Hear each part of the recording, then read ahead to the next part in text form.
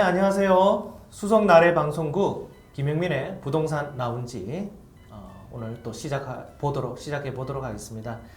오늘은 이제 우리나라에 대한 전반적인 전체 국토를 두고 부동산을 이해하는 시간 좀 가져볼 건데요. 뭐 앞서 이제 이론적인 시간과 그리고 조금 더 현실적인 시간 가지는 시간이었다면 오늘은 조금 더 넓게 우리 부동산을 해석할 수 있는 안목을 키우는 그런 시간 한번 만들어 보고자 합니다. 크롬에 구글 창을 띄우셔서 구글 어스 프로를 한 번 더 이렇게 키워드를 넣어서 쳐보시면 이 아래쪽에 구글 어스 프로 다운로드라고 있습니다. 그래서 세 번째 겁니다. 그래서 첫 번째 거, 두 번째 거 지나서 세 번째 거 구글 어스 프로 다운로드를 하시고, 그리고 구글 계정으로 이렇게 연동을 하시면요. 자, 이렇게 해서 구글 어스 프로를 다운받고 나면 이런 이제 화면 창이 나타나게 되는데요. 이 창을 가지고 마우스로 자유자재로 이렇게 전 지구를 살펴볼 수 있습니다. 그러나 우리는 이제 살펴봐야 되는 게 전 지구가 아니라 대한민국이죠. 그래서 대한민국을 이렇게 찾아서 들어가 보게 되면요. 이렇게 화면이 나타나게 됩니다. 자, 이런 이제 화면을 통해서 대한민국이 어떤지를 이렇게 살펴볼 수 있는데요. 대한민국 부동산, 우리나라 부동산은 어떤 거냐면요. 일단은 산지가 많지 않습니까? 그래서 이 산지도 보존 산지와 어렵게 준보존 산지로 나눠지는데요. 특히나 보존해야 되는 산지들이 상당히 많습니다. 그래서 우리나라 국토를, 우리나라 땅을, 토지를 해석할 때는요. 산을 빼고 나머지 평지 기준, 그리고 사람들이 모여 살 수 있는 조금 널찍한 면적의 대지 기준을 조금 살펴봐야 되고요. 임야라고 불리어지는 산을 되도록이면 제외해서 부동산을 해석하면 좋을 것 같습니다.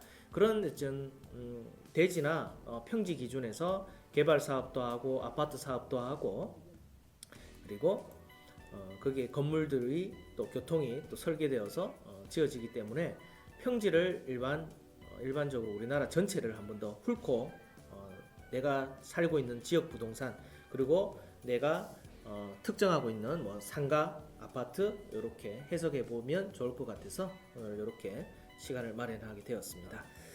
자, 자세히 보시면요.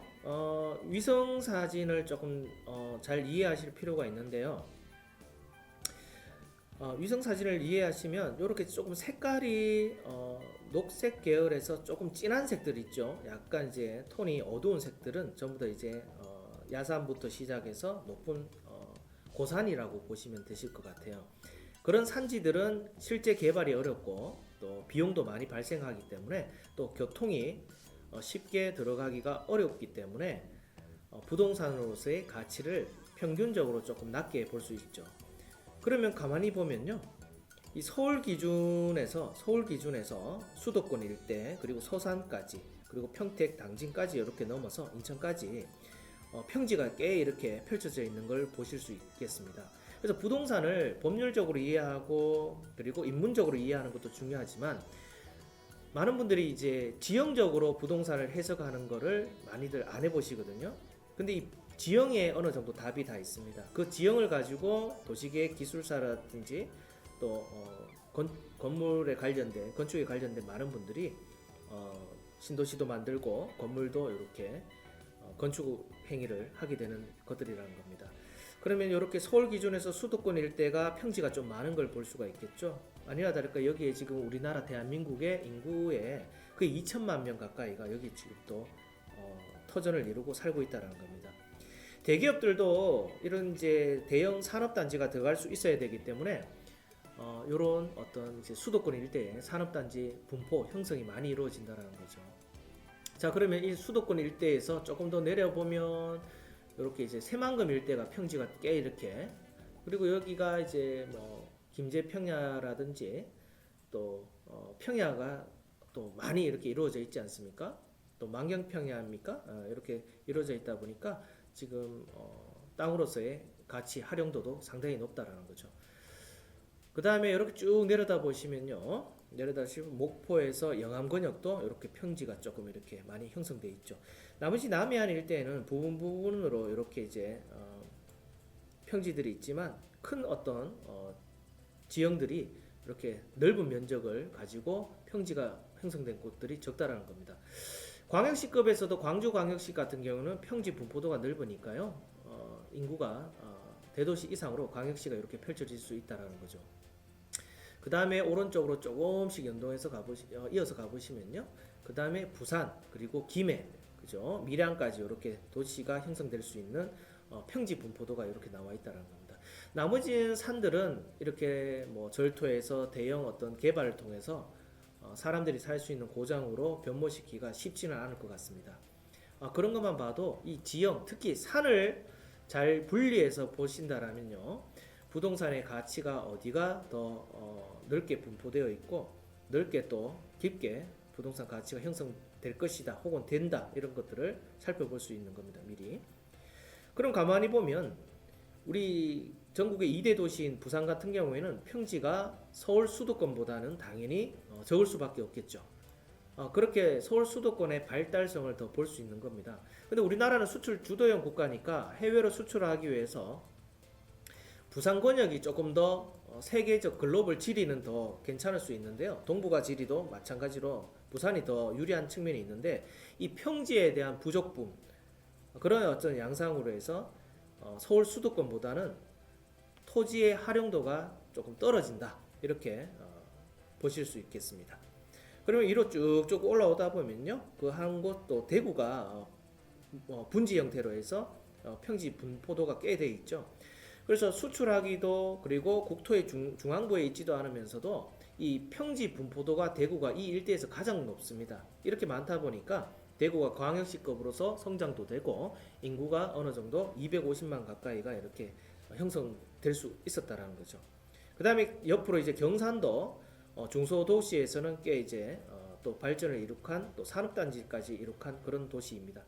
그래서 우리는 이 위성지도 하나만 두고도 대형 도시가 어떻게 탄생했고 또 앞으로의 개발이 어떻게 더 어느 쪽으로 더 집중될 것인지를 미리 예측할 수 있다는 겁니다.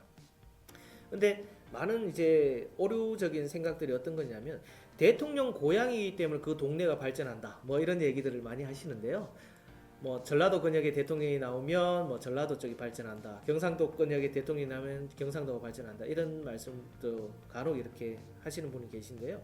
그렇지는 않고 이 지형의 유리한 점이 1차적으로는 중요할 수 있다는 겁니다.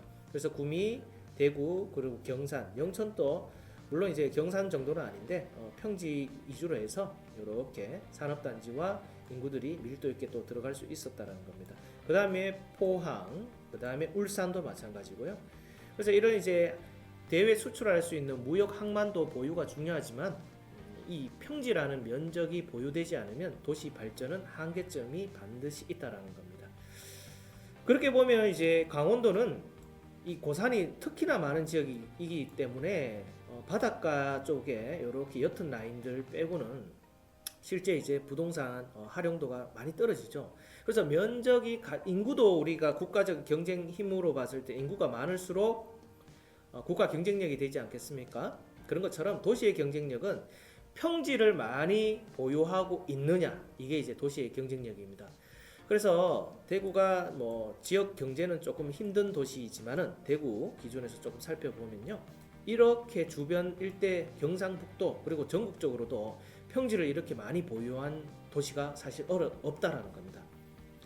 그렇게 해서 대구의 경쟁력을 저는 다름 아닌 이 부지에 대한 어떤 활용에 달려 있다 이렇게 또 생각을 해봅니다. 대구의 장점을 더 특화시켜서 대구가 앞으로 더 성장하는 그런 활로가 됐으면 좋겠고요. 오늘 이 시간에는 많은 분들이 평지와 산지 분리를 통해서 국가가 어떻게 형성되었고 앞으로 어떻게 또 발전할 것인지 큰 틀에서 한번 바라보는 시간이 되었으면 좋겠다.